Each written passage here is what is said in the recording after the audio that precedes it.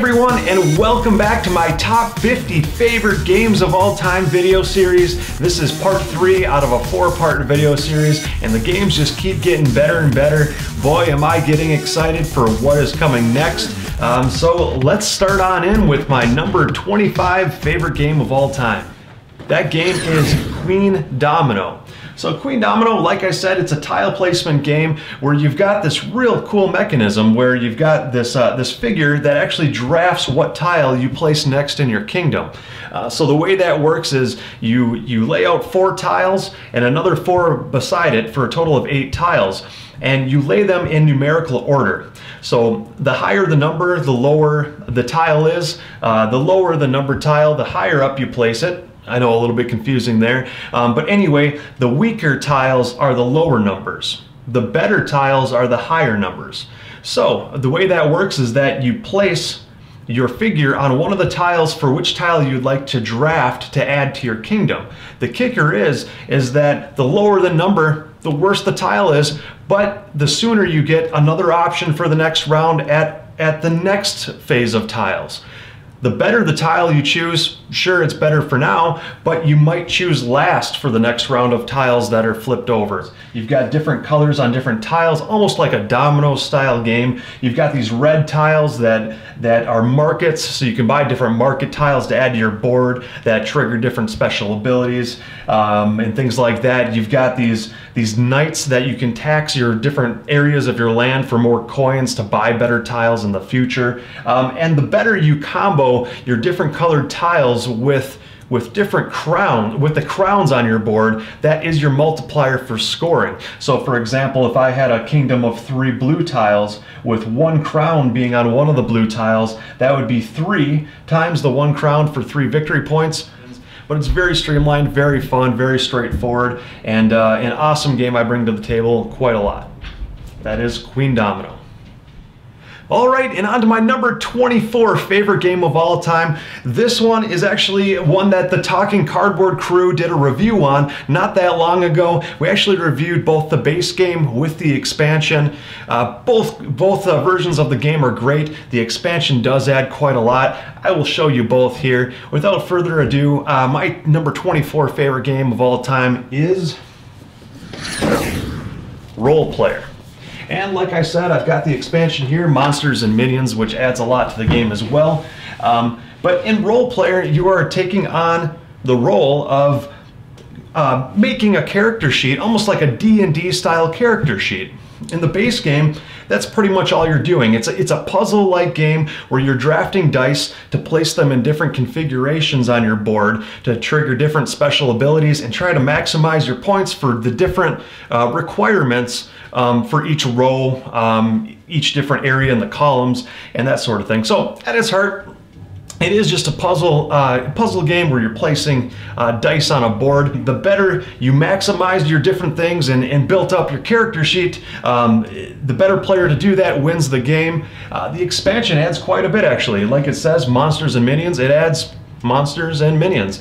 The monsters, I could give or take. It's not the greatest thing. You've got one big final boss monster in the end of the game that you roll out some dice and fight to see if you get some extra victory points. Whoop-de-doo. Not that big of a deal. But the minions in this game add a whole lot. So instead of actually buying a card from the market to add to your tableau, if it really won't help you out at all, you can roll some dice against some minions, and those minions can give you some special bonuses and different things. And that just adds a whole nother variant to the game and a whole nother path to go down, another win condition to help you out with what you're doing, and adds a little bit of strategy to the game. Adds a little bit more luck with the dice rolling as well, but the strategy it adds is a whole lot of fun. If you haven't tried this one yet, I would definitely give it a shot. This game is definitely one that flew under my radar at first, but as soon as I finally pulled the plug on purchasing the game and gave it a shot, I really loved it. My game group loves it as well. The rest of the Talking Cardboard crew loves it,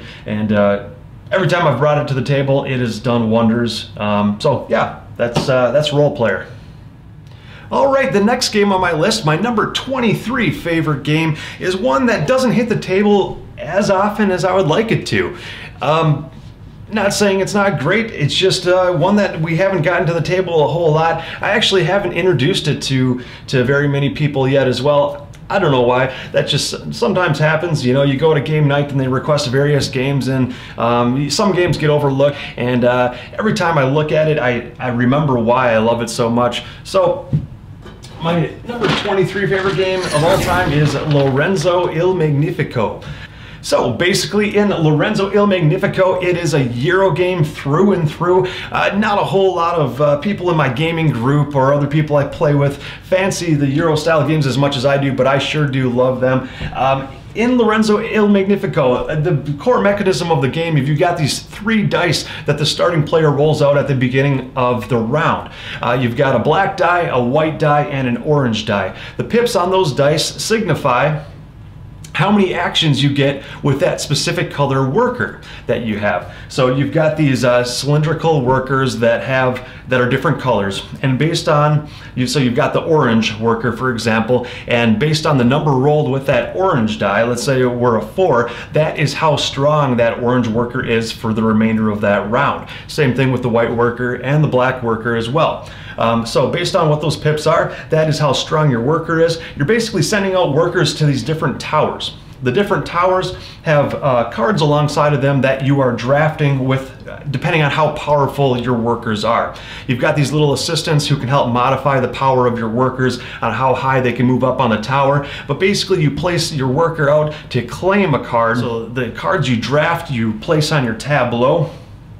Like I said, the further up the tower you go, not necessarily how great the cards are, because the cards are actually randomized as they're placed out, but the harder it is for you to get your worker to the top of those towers to claim a specific card, if that is the card you really need to better combo off of the current engine you're building in your tableau. There's some other worker placement spots too that you can trigger all of one row to combo off of that row of cards, or trigger another row of cards that combo off of one another to really get that engine building and get a seemingly small turn into a large turn that you can do a whole lot with.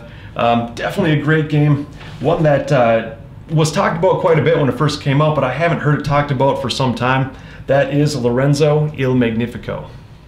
All right, and my number 22 favorite game of all time is somewhat of an oldie but a goodie. This game came out back in 2012, which is almost, I guess, 7 years ago now, depending on when it came out in 2012. So 6 to 7 years old. Definitely a little bit length of time here in the new age of board games, in the board game industry now, but definitely a staple for me. One that I've had since it was released, pretty much, and it still holds up to the test of time today. It can compete well with any games that came out with this past year, or any other games that came out since the beginning of time. I think this game, dice drafting game, this game definitely holds up to any other dice drafting Euro style game out there today, and that game is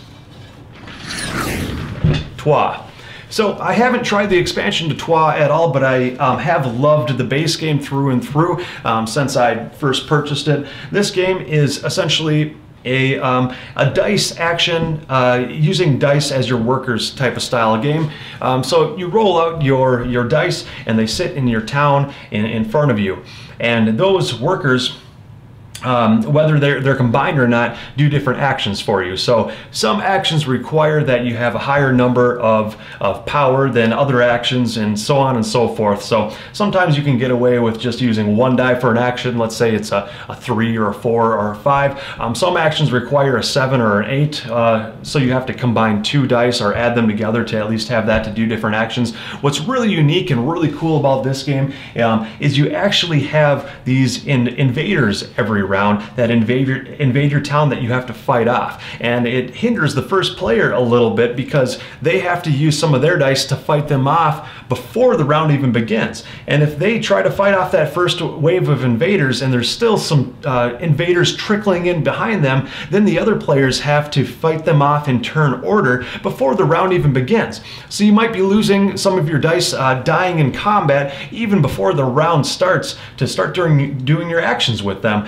Another really cool aspect of this game that I love through and through, and I haven't seen it done a whole lot in any other game in existence, and that is the fact that you can actually buy or steal other dice from other players. So if you see a dice combination of different colored dice that you really need to combo off of the dice you have, you can actually pay that player, whether they like it or not, to take their dice from them and use that in combination with your own personal dice. Anyway, something I haven't seen before, definitely a game that I'd give a shot. I know a lot of the big-time YouTube board game reviewers that I tend to watch have really sung this game in praise, in high praise, and much deservingly so. This game is Trois. Give it a look. Ooh, man, and this next game, my number 21 favorite game of all time, just flew up on my list, just flew up. It actually was released last year, so it's a 2018 release, and as soon as I played it, I just wanted to keep playing it more and more, and I knew it was going to make, if not my top 50 games of all time, I knew it was going to make at least my top 100. But lo and behold, here it is. After more and more consecutive plays of it, I just keep wanting to play it, and it's risen all the way up to my number 21, and that game is Gizmos. What a great game! Oh man, I know a lot of people say that it's reminiscent of, or they think it's kind of like that, what's that other Candy Crush style board game that's out there? I have it on my shelf over there. Oh, Potion Explosion. A lot of people compare this game to Potion Explosion because it looks like it has a similar mechanism where you've got this marble chute. So marbles are coming down this chute that you get to extract from. The reason why it's compared to Potion Explosion is because of the whole marble rolling down the chute mechanism, where it's actually a completely different game. Potion Explosion is more like a Candy Crush style game where the marbles roll down and explode and that sort of thing. But anyway, we're talking about Gizmos. This actually just has one line of marbles that run down the chute that you get to choose from. So you've got these different cards with a cost in the upper corner, and the cost is how many of one specific color of marble it takes in order to purchase that card. But each card actually has a different category that you place under your board, that when you take a marble on a future turn, let's say you buy a certain card or take a marble of a certain color, that column of cards will actually trigger depending on different scenarios. And it'll allow you to do more and more actions like a chain effect. It'll be a chain effect of actions that really combo off of one another. And that's what I love about this game. Nice, light, fun, some combo engine building game with marbles. And you know, if that sounds interesting to you, I would definitely give it a shot. Even if it doesn't sound interesting, still give it a shot because this game is amazing. That is Gizmos. All right, and my number 20 favorite game of all time is another oldie but goodie.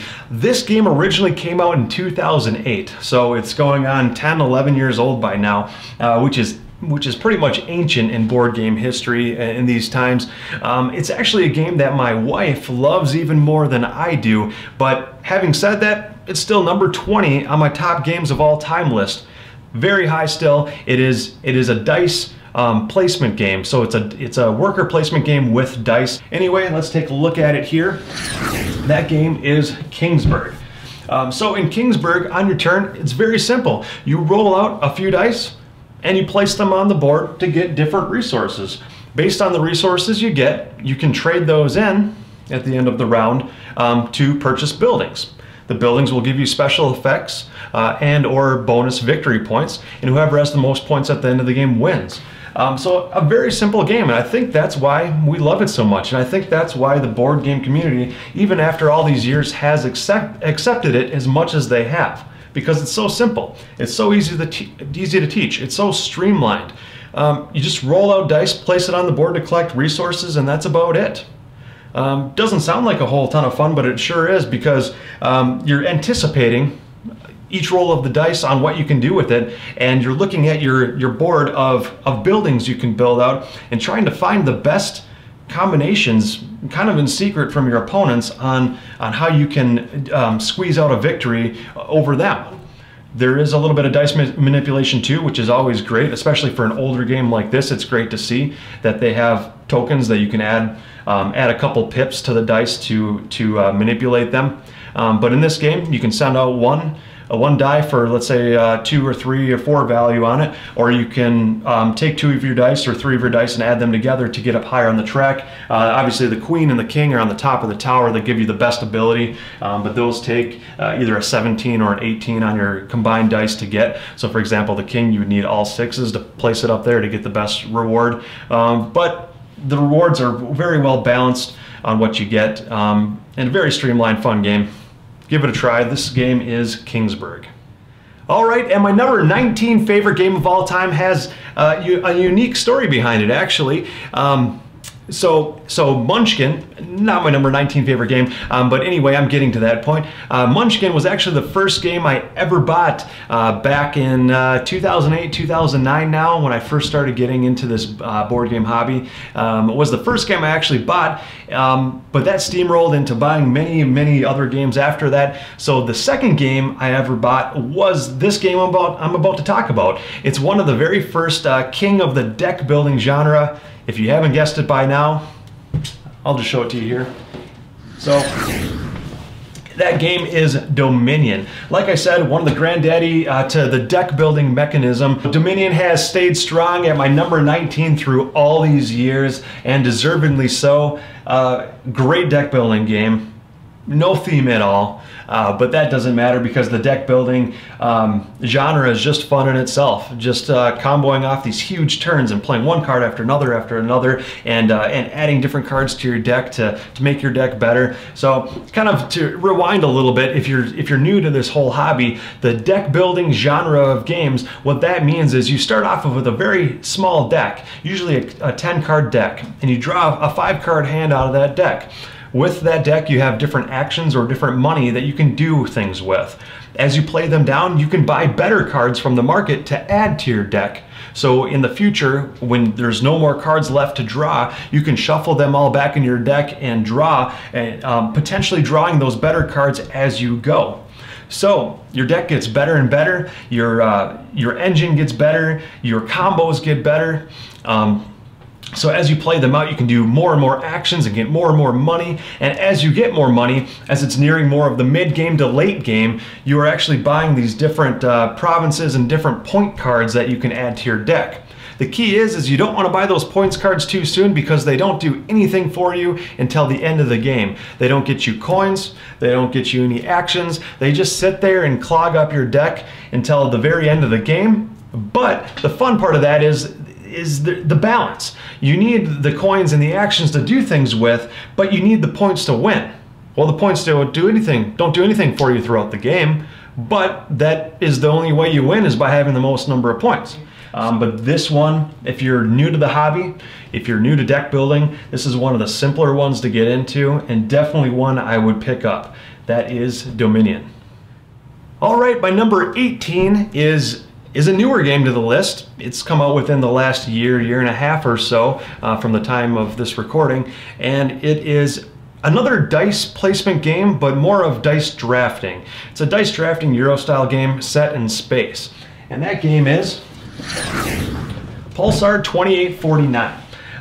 Vladimir Suchi, one of my favorite designers, he keeps coming out with awesome games. I've loved most of his designs, and this is another one not to mess with. So in PULSAR 2849, it's got this really cool mechanism where the start player rolls out all the dice and lays them in numerical order, in ascending order from lowest to highest, and based on what die you draft from that stack, or from that line of dice, manipulates a couple of your tracks depending on where you chose that dice from. So essentially you find the median between the dice that are rolled, and that is the midway point between the dice. And depending on if you draft lower or higher, it manipulates the tracks either higher or lower. So if you take a lower value die, it's not necessarily as good as the higher value dice, but that might manipulate your tracks, I forget what the tracks are called, but it'll manipulate them to go higher for some bonus victory points. Whereas in future turns, you might balance that with taking higher dice to do more powerful actions on your turn,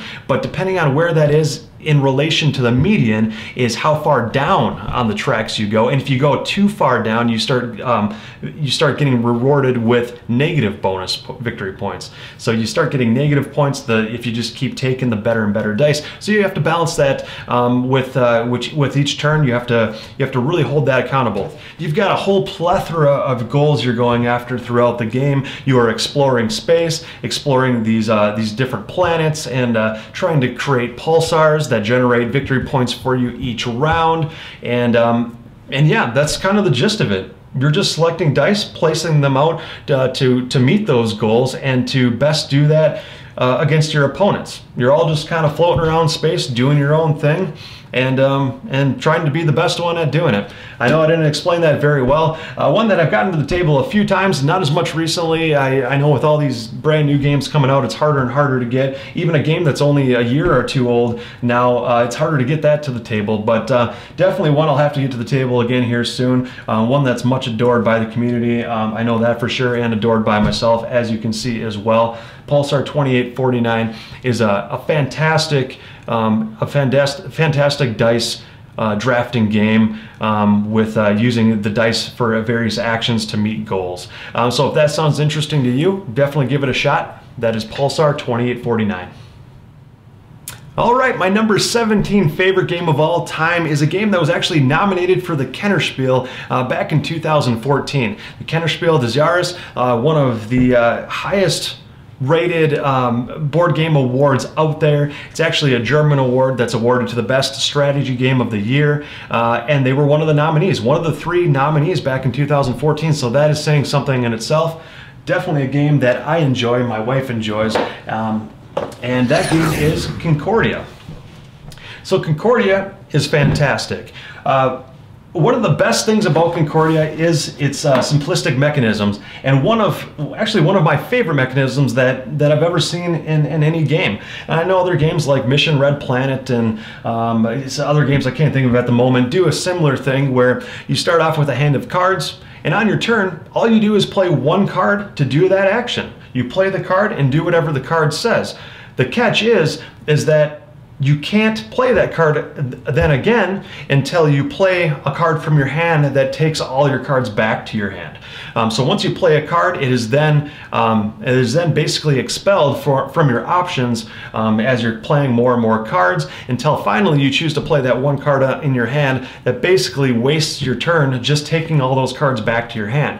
Great fun mechanism, very simple. You just play one card on your turn and do what it says. Everything from traveling to different cities and towns, and you know, establishing your town and getting resources from them, triggering different resources to trade them in for obviously for better. You can buy better cards and, you know, to get different points. And each one of the cards that you buy and add to your deck too have a different end game scoring trigger on it as well.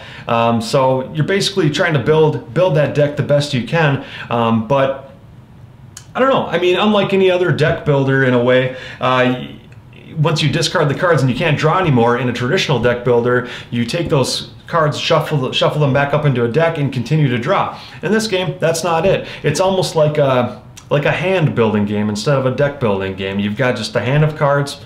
That's all you've got to work with, and you can't get those cards back until you basically pass, until you skip your turn to take them all back to your hand. One that is much adored in my house, and is highly regarded by many other people in the industry as well. A great game by Mac Gertz, a great designer, but this is one of his best, if not his best, in my opinion. And that game is Concordia. All right, my number 16 favorite game of all time is actually a 2017 release. So one that was just released less than a couple of years ago now, and it is, lo and behold, another dice manipulation style game. I don't know what it is with dice manipulation or dice drafting or anything to have to do with dice, because once upon a time I hated dice. And that's actually the epitome of why I don't like American style games as much as I tend to like the Euro style genre of games, is because of the randomness in dice. But what a lot of Euro style games are doing with dice nowadays are great. They're fantastic. You can manipulate the dice. You use the dice pips more of as actions rather than just rolling to see results or rolling to attack to see if you win or not. So anyway, my next game here is Rajas of the Ganges. So Rajas of the Ganges, like I said, came out in 2017, a recent release. This game is great. As soon as I got it to the table, I actually just purchased it recently. I didn't purchase it back when it first came out. I didn't hear a whole lot of buzz about it. I don't know if it's just me not doing my research or if it was kind of a time where I didn't watch as much YouTube or did as much research on Google of games, and I don't know what was going on in my life at the time. But anyway, I did find out about it more recently and purchased it, and I love it. As you can see how high it is on my list right now, it's just an amazing game. You've got a few different workers, and it's basically a worker placement game. But what's unique about this game is that the different spots you go to actually purchase you different colored dice. Depending on what color dice you get, those do various things for you. So you might want to get different patterns of dice. Maybe you need 2 green for a certain action, or you might need 2 blue to buy a certain tile. And like I said, now I'm talking about tiles already. I'm talking about workers and worker placement. I'm talking about dice, dice manipulation, tile placement. This game has a whole lot going on, although it's very simple at its core. It's got many different cool mechanisms that I haven't seen I haven't seen any other hodgepodge type of style of game like this until this one.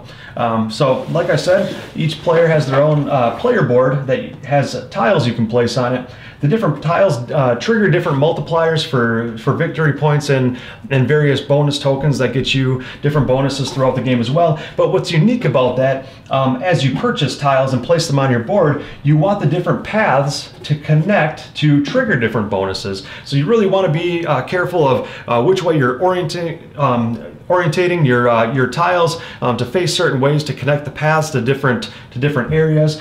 So that is real cool. But set aside from that being a cool part of the game, using dice for everything as far as buying and whatever else, it actually has a track for, I think it's prestige, and another track going the opposite direction for money. And as soon as you gain enough on the money track and enough on the prestige track to where they either meet or cross, that signals the end of the game or the last round of the game. And whoever can go the furthest beyond that, let's say there's more than one player who have met their coins and their prestige and have passed or met that and beyond, whoever has gone past, those two tracks have gone past each other the furthest, is the winner of the game. That's real cool. You don't necessarily have to balance between the coins and the prestige. You can go heavy in prestige and just light in coins to barely have them meet, somewhere on the side of the board. You can go even in both of them so they meet more in the center top of the board, or you can go heavy on the other side too. It's really all on what you want to do. You don't necessarily have to do one specific thing to win this game. There's multiple things you can do to win, and that is what I love about this game. That game, again, is Rajas of the Ganges. All right, and my number 15 favorite game of all time is another game I've had for a while, and the one that never gets stale. It's a lot of fun. The main mechanism is reminiscent of an ancient game called Mancala. So it's got that Mancala mechanism where you're picking up these different workers and setting one down at a time as you're going throughout the land on different tiles. And depending on what color of worker you end up with on your last tile is what triggers the action. Very unique, very cool. Let me just show you what the game is here. And that game is 5 Tribes, a game by Bruno Cathala, a Days of Wonder, beautiful production. Ton of different tiles on the back. So like I said, in the gist of this game is Mancala mechanism. So you've got yellow workers, you've got blue, red, green, white, and these different workers trigger various actions. And like I said, you choose one tile, pick up all the workers from that tile, and you go around to each other tile. You can't double back, you have to keep going to unique different tiles, and you place one worker down from your hand as you go until finally you get to the last worker in your hand and place that worker down, and you take all the workers of that same color from your last tile you landed on and back to your hand. Depending on what color those workers are, that triggers different actions for you. Everything from like red is like an assassination. So if you If you trigger the red guy, you can actually assassinate somebody on a different tile, and if that's the last person of that tile, you actually cleared it, so you get to claim it. So that's real cool. You've got different guys that you can use to buy these djinns. So there's these different djinns with special abilities and powers and final endgame victory points that are real cool too. So as you claim different things, there's palm trees, and there's these camels you can put down, and you're claiming different tiles for different victory points, and it's real cool, real unique, an awesome game where you're looking at the board with all these different options and decisions you can make, and depending on what you do could affect on how other players do. So if you, which is one of the gripes some people have in this game, is that if you haven't played it very often, you're more often than not going to lose to somebody who has played often, just because you might not see what they can see. You might end your turn setting them up for possibly a better turn, depending on what route you took with your workers and where you ended up. It's intriguing. The more you play it, the more you want to play it. The better you get at it, the more you want to play it. And that is a sign of a great game, in my opinion. One to definitely check out. That game is Five Tribes. All right, and my number 14 favorite game of all time is actually my best, most favorite deck building game on the list. So like I was saying earlier, Dominion, another deck building game, was real high up on my list. This one has squeezed on top and gotten above it. That game is Star Realms. How ugly this is, I just put it in an old cardboard card box, and that's about it, and added my own graphics to it and that sort of thing. The original boxes it came with were these little ones here.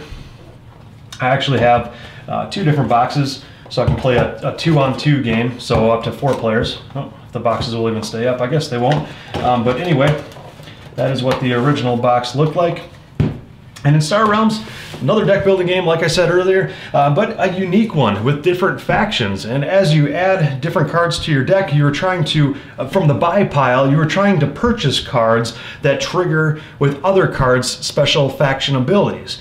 So if you're going after the green and the yellow factions, maybe you're building your deck consistently with a lot of greens and yellows. Those will combo off well.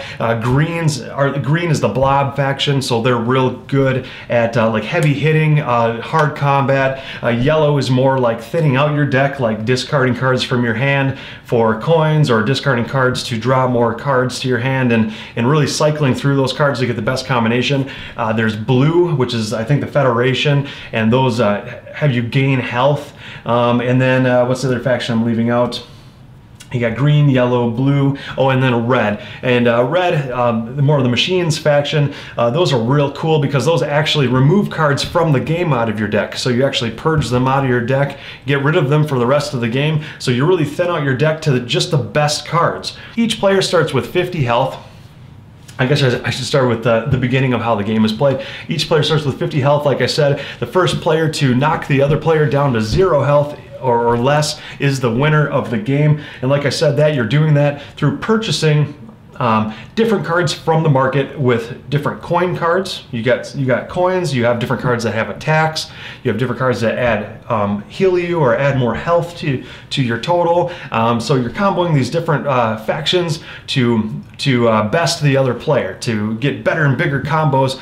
Some turns are so big that where you're drawing more and more cards continuously and playing them all out. You could have 15 or 20 different cards laid out before you know it, hit your opponent for like 25, 27 damage, take away half their health just like that. But that's the fun of it, because then on your opponent's turn they might lay down 10 or so different cards that gain them 15 of that health back and then hit you for 10. So now it's, you know, close to a tie game again, or whatever. Anyway, a lot of back and forth fun, a lot of back and forth strategy where they've come up with different versions of it, like Frontiers. They now have Hero Realms, which is basically just Star Realms in a fantasy setting. But Star Realms is still my favorite, the original, set in space, but really fun. Like I said, my highest, best rated deck builder on the list, Star Realms.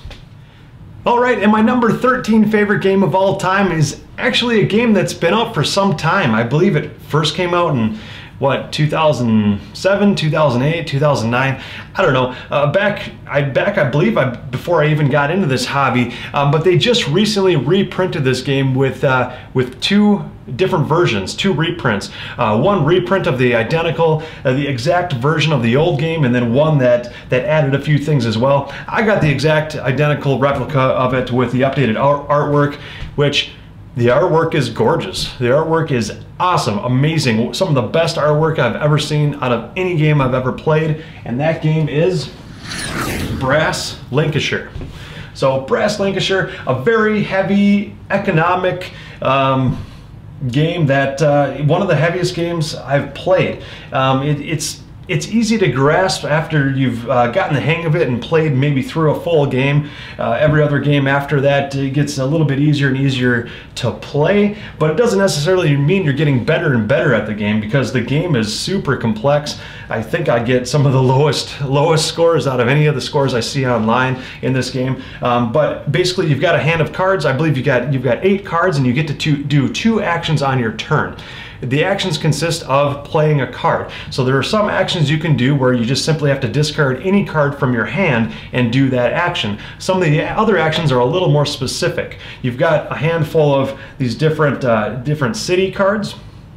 That when you play that, it'll allow you to build a building from your player board to that city. So you've got these different foundries that produce iron on the tile. You've got these coal mines that produce coal, and depending on how you utilize that iron or coal, either from yourself or from other players' tiles, once those resources get depleted from that tile, either you or the opponent, whoever tile gets depleted of those resources, they get to flip over that tile for additional income in subsequent rounds, as well as victory points. It's a very, very tight map, very, very tight with money as well. Money seems to just go extremely quick in this game. There's even an action that allows you to take a loan. And you go down on the track, you get some money to take a loan, and you essentially have to try to pay that back to do better in your income in future turns. But having said that, taking a loan in a game, that tells you all in itself how tight money really is. So you really have to manage your money well, your resources well, and manage your area control well on this map to be the best player in this game. But anyway, that game is Brass.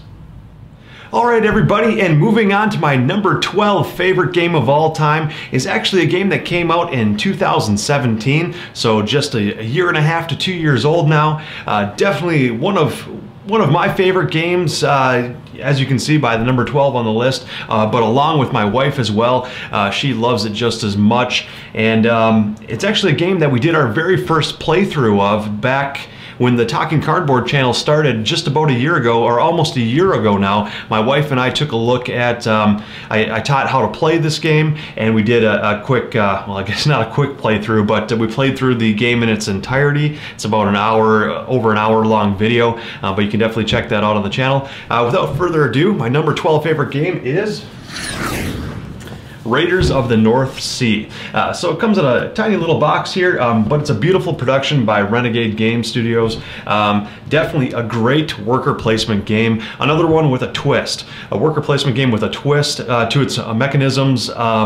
Definitely what I love to see in games is that twist in mechanisms. This one is unique because when you place your worker on the game board, you get to do that action like in normal worker placement games, but you get 2 actions on your turn. So that second action is what makes it unique. The second action is you have to pull a worker from the board that's already on the board to do that action from the spot that you're pulling the worker from. So you carry out the first action as normal, placing a worker on the board to an action you want to fulfill, and then the second action has to be pulling a different worker from the one you just placed from a different action spot, and whatever spot you pulled that worker from is the second action you get to take.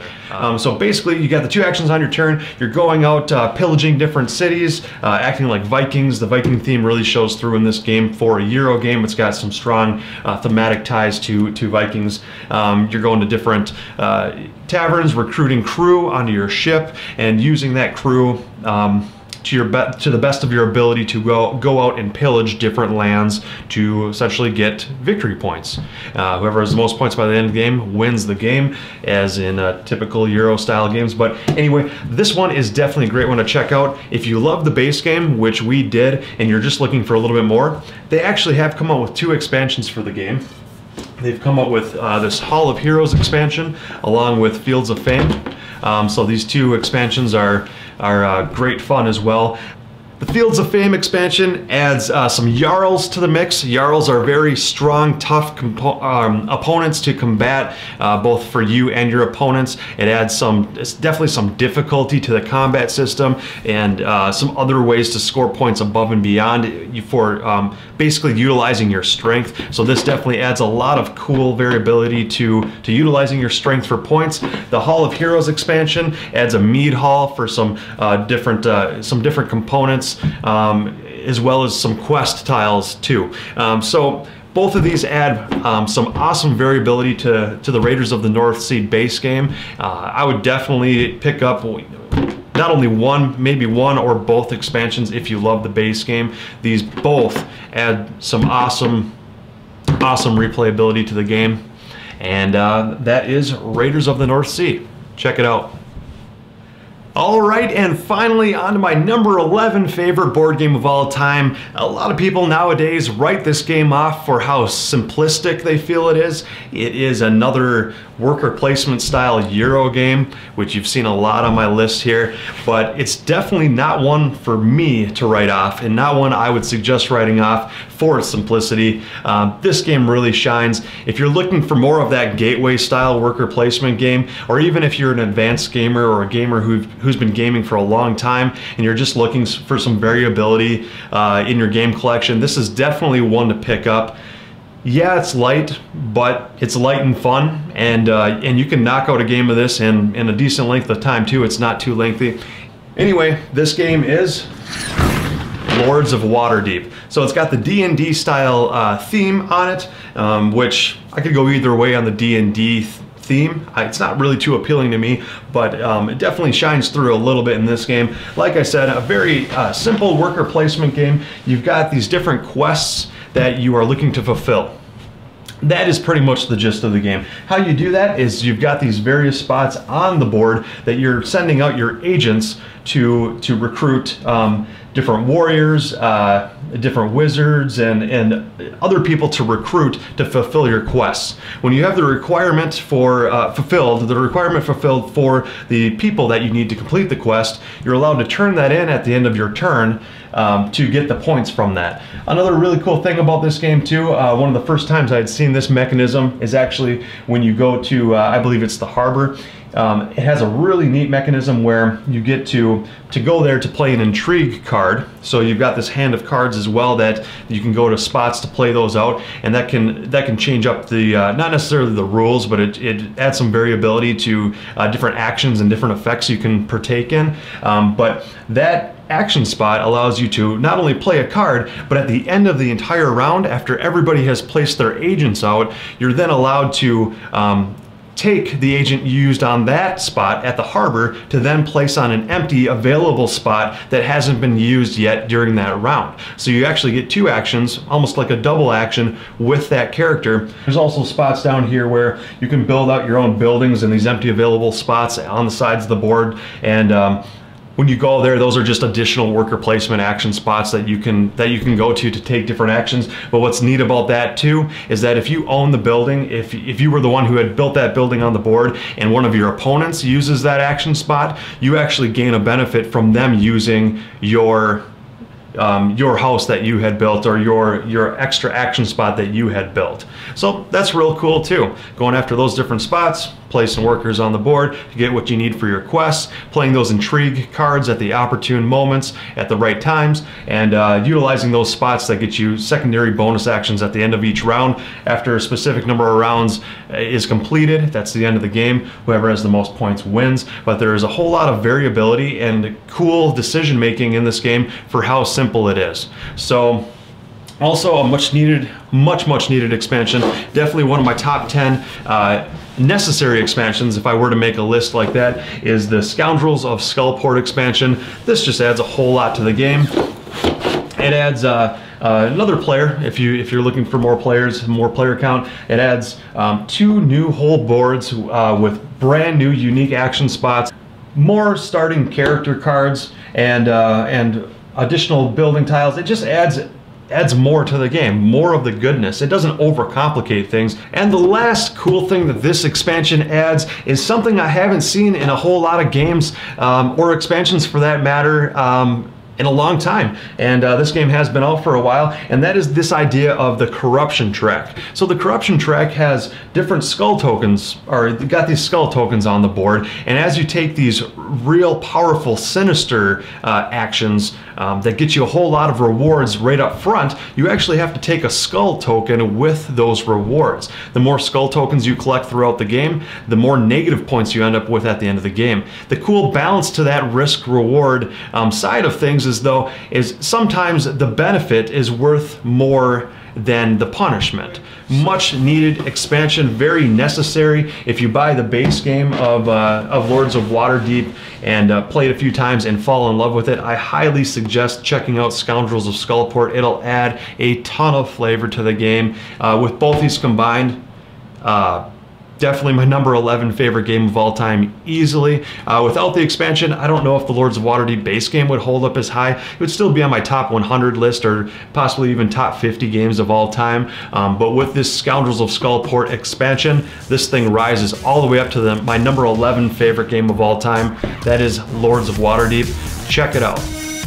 And there you have it. That is the conclusion to this part of my top 50 board games of all time video. Those were games 25 through 11. If you have stuck with me throughout the entirety of this video, I really appreciate it. I know these videos get lengthy. I know you have better things to do with your time, but I really appreciate you sticking through with me. Definitely tell me what your favorite games are of all time to kind of compare to my list. I would love to hear about other games that I may have not heard of or may have not played before, and some other suggestions for me to try. Next video will be my top 10 favorite games of all time, so definitely stay tuned for that. I will try to get that out here as soon as possible, and yeah, keep an eye out for it. Thanks for sticking with me here, and we will see you next time.